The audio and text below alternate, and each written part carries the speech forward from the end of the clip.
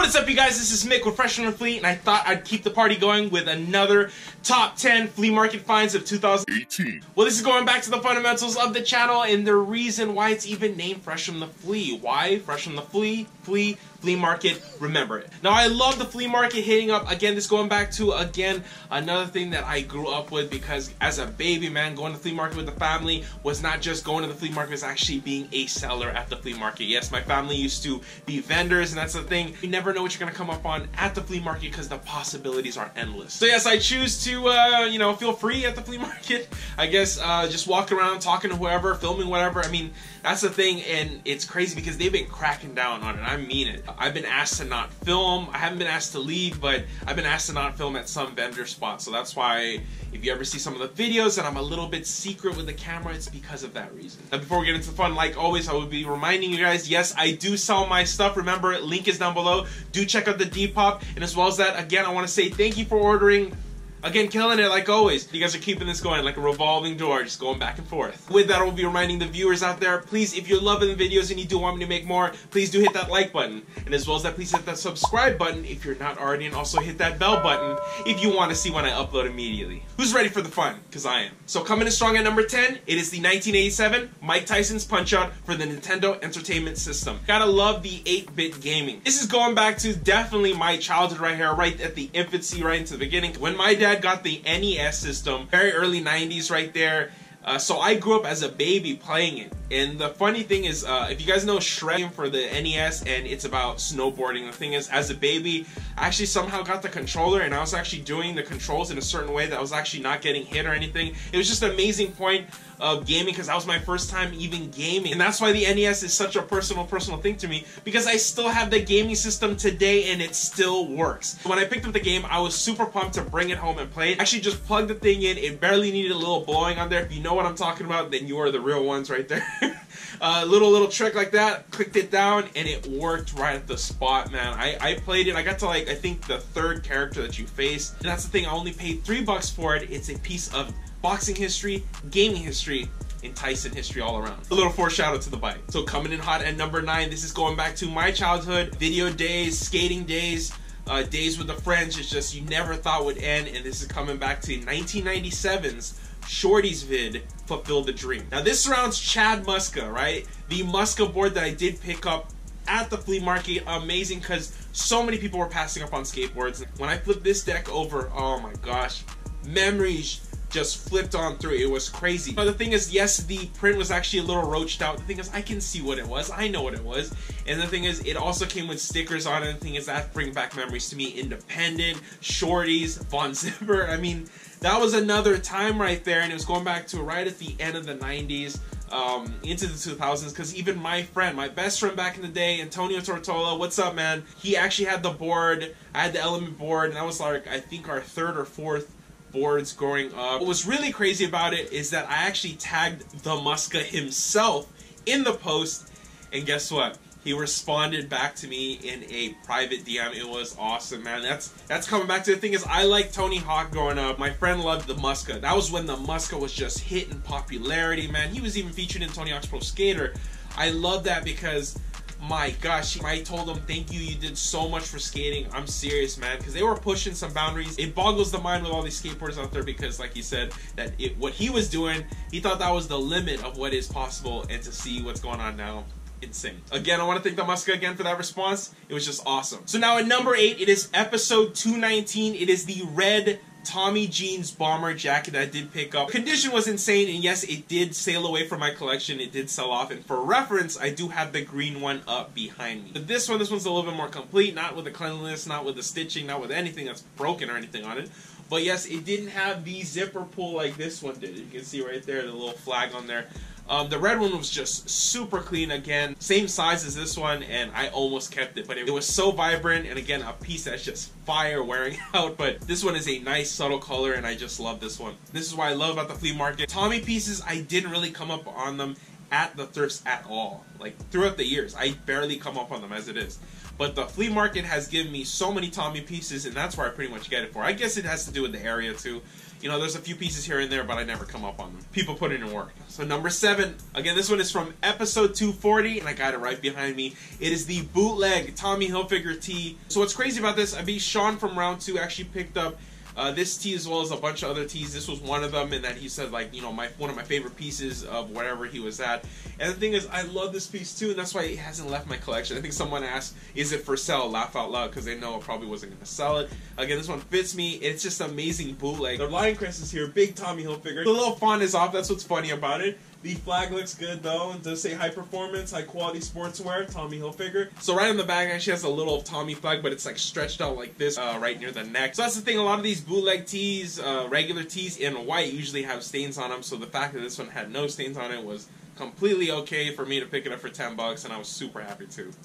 Love the print. And also in that video I did pick up the NMDs as well as that, the Chanel Swarovski Crystal 5088-B sunglasses. Definitely a solid video. Now coming into number 6, I did pick up the 2016 Jordan 3 Retro OG, meaning the Nike Air on the back, true blue 3s. Just amazing, amazing. So what's crazy is originally I had found the shoes and I kind of looked at them. I asked them how much. They wanted 60 bucks for it.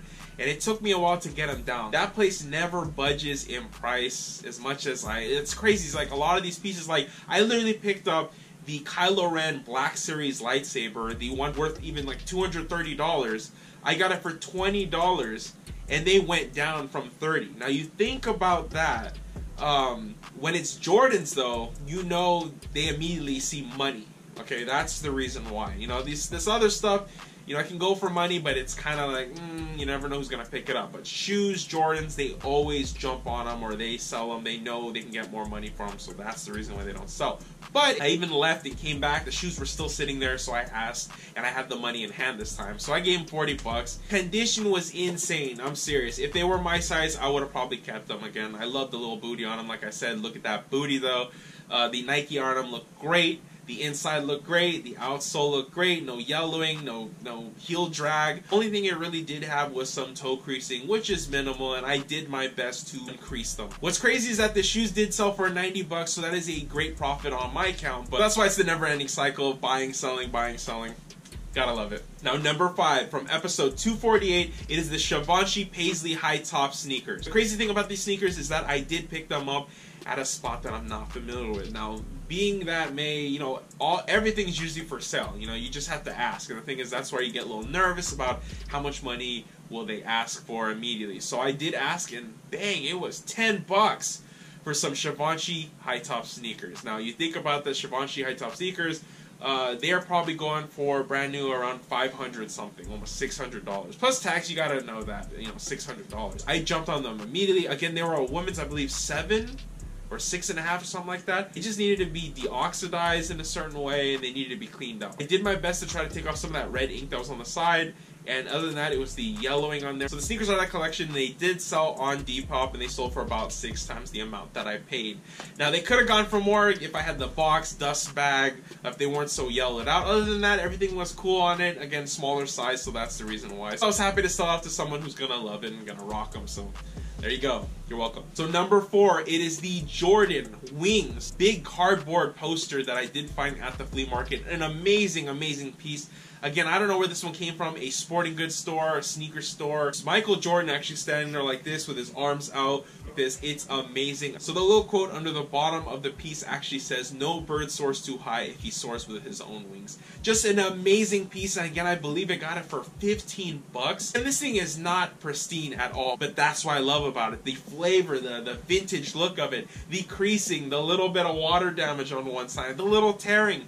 But the main part of it is still good. His picture, his face, his arm. Just the print overall just looks amazing. Again, this is why I like it. Again, I still have it in the collection. That one can sell off, definitely. I just haven't done. A lot of private buyers have asked me so many times hey, is it for sale? What are you going to do with it? And these are people from the area. They just want to have it in hand. I think you can go buy the poster, but I want to have this one. Again, you got to love the Nike on the bottom. So number 3, coming from episode 214. So pumped about this one. Another Nike SB come up. It is the Nike SB Mosquitoes. It's just an amazing, amazing condition. I did pick it up for 15 bucks. So at the flea market, I found so many shoes from Jordans to Adidas, Ultra Boost to NMDs to Nikes to vintage Nikes to just I did pick up the OG 12s, which I have in the collection to this date. The 2 Nike SB shoes that I actually picked up at the flea market that really stick out to me are the White Cement 2002 Supremes, and as well as the high top Dooms. Now the Dooms were just insane. Again, they needed a lot of work. There was a little like hole on one side of the sole.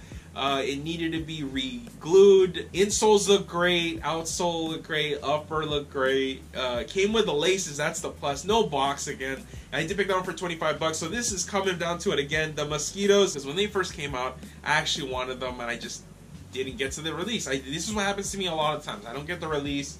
I don't go to the drops. That's the thing with these. These were awesome coming up on. They have the speckled sole in the green. They got the double swoosh. It's got the mosquito on the inside. That's the thing. These things are in amazing condition, and yes, I still have them in my collection, and guess what? They're my size. I haven't used them, by the way, too. They're just in the collection. These are Nike SB stuff that I just, I even have the Ferris Bueller's in the back. So I love coming up at the flea market because you're getting them for pennies on the dollar that you would pay if they were brand new. That's what the flea market's all about. This is going back to the fundamentals of the swap meet, is getting kicks for the low. And that's how I like it. This is what I always say, and this is what I believe. So coming into the fiery number 2, it is the Air Jordan X Nike made in Taiwan wool cap that I did find in episode 200. This one was an amazing piece that I did find just sitting on the top of a CD player or something like that.